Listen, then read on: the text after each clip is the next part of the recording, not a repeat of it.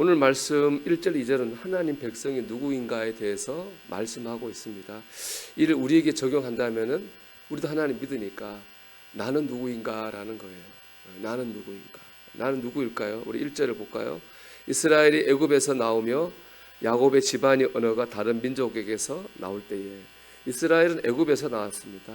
뒷부분에 나온 언어가 다른 민족도 역시 애굽을 말하는 거죠. 이스라엘은 애굽에서 나왔습니다. 우리도 영적인 애굽에서 나온 사람들입니다.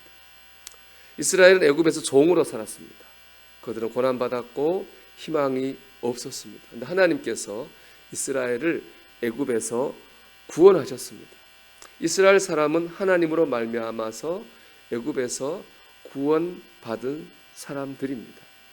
애굽에서 구원받은 사람, 바로 이것이 하나님 백성의 정체성입니다. 이스라엘이 애굽에 있었던 것처럼 우리는 죄 가운데 있었습니다. 죄의 노예로 살았어요. 그 증거가 욕심입니다. 우리는 육체의 욕망에 사로잡혀 살았습니다. 육체가 시키는 대로 하며 사는 거죠. 경쟁, 갈등, 불법 폭력은요, 내가 중요한 사람이라고 하는 것을 증명하기 위한 어떤 심리적 욕구에서 나왔다 그래요. 내가 너보다 힘이 세고, 내가 너보다 부자고, 내가 너보다 성공했고, 내가 너보다 잘났고, 이걸 증명하게 하다가 보면은 뭐 불법 폭력, 경쟁, 갈등한다는 거죠. 정말 참 그런 것 같아요. 그 글을 읽으면 옆에다 코멘트를 달았어요. 누가 자기가 이런 사람이라고 하면 인정해 주자. 이게 싸우는 것보다 훨씬 낫다.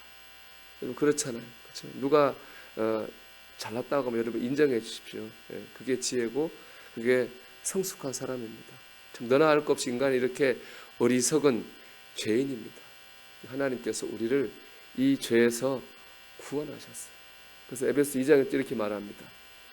그는 허물과 죄로 죽었던 너희를 살리셨도다. 하나님께서 우리를 죄에서 살리셨습니다. 하나님 백성 원래 멀쩡했던 사람들이 아니에요, 여러분. 아무 일도 없던 사람이 아닙니다. 죄 가운데 있었는데 구원받은 사람들입니다. 저와 여러분이 그렇잖아요. 우리가 아무 문제가 없던 사람들이 아닙니다, 여러분. 우리도 죄 가운데 있었다고요. 근데 주님께서 우리를 죄 가운데서 구원하셨습니다. 자랑할 거 없습니다. 내세울 것도 없습니다. 뭘 우리가 지난날 죄 가운데서 우리가 뭘 죄를 자랑하는 사람이 어디 있나요? 우리가 내세우고 자랑할 것은 오직 나를 죄에서 구원하신 예수님밖에 없습니다. 여러분 오늘도 주님께 감사하며 나를 구원하신 주님을 자랑하는 저와 여러분이 되기를 주님의 이름으로 축원합니다. 2절은 보면요, 유다는 여호와의 성소가 되고 이스라엘은 그의 영토가 되었도다 그랬습니다. 유다와 이스라엘은 다 같은 하나님의 백성을 뜻하는 것이고요, 하나님의 성소가 되고 하나님의 영토가 되었다는 것은 하나님의 것이 되었다 이런 뜻입니다. 출애굽기 19장 보면은 애굽을 온 이스라엘 백성이 시내산에서 하나님과 계약을 체결해요. 하나님 이렇게 말씀하세요. 19장 5절인데요. 너희가 내 말을 잘 듣고 내 언약을 지키면 너희는 모든 민족 중에서 내 소유가 되겠고 그랬습니다. 소유라고 했습니다. 이스라엘 백성은 모든 민족하고 달라요. 다른 민족은 각자 자기 거지만 이스라엘은 하나님의 소유예요. 하나님의 것인 사람들입니다. 여러분 우리는 하나님의 것입니다. 뭐 다른 사람하고 달라요. 다른 사람은 그 사람이 자기 인생의 주인인지 모르지만 우리는 하나님의 것입니다. 정리하면 이렇습니다. 우리 누굽니까? 죄에서 구원받아 하나님의 것된 사람들인 줄 믿습니다. 3절은 하나님의 것된 사람, 하나님의 백성들이 살아온 여정에 대해서 말씀합니다. 3절 보면 바다가 보고 도망하며 요단은 물러갔으니 그랬습니다. 여기서 말하는 바다는 홍해바다입니다. 요단은 요단강을 말하는 거고요. 애굽을 나온 이스라엘 백성이 홍해바다 앞에서 큰 위기를 만났죠. 뒤에서는 애굽의 군대가 추격하고 앞에서 홍해바다가 가로막고 있었어요. 꼼짝없이 죽게 됐죠. 그때 하나님께서 이스라엘 백성을 큰 위기에서 구원하셨어요. 출애굽기 14장 21절을 보면 그때 모습을 이렇게 기록하고 있습니다.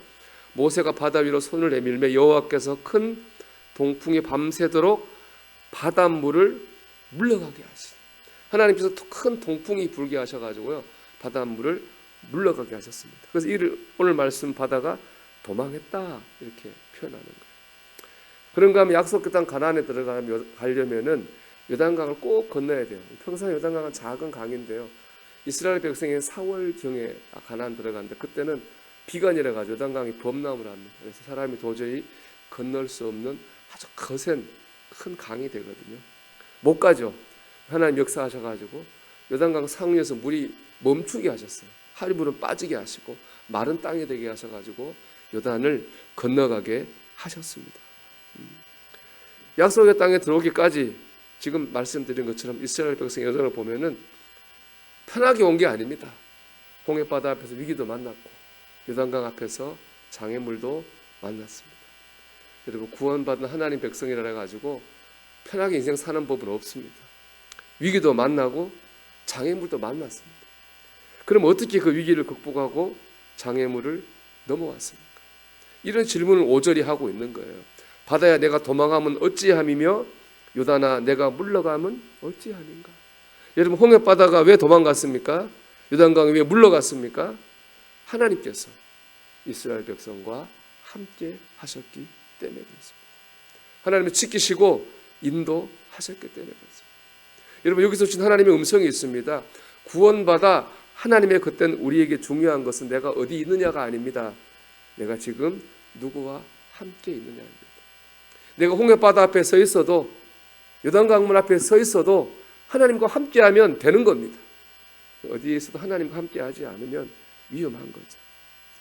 여러분 오늘 한날 하나님과 동행하기를 간절히 소망합니다.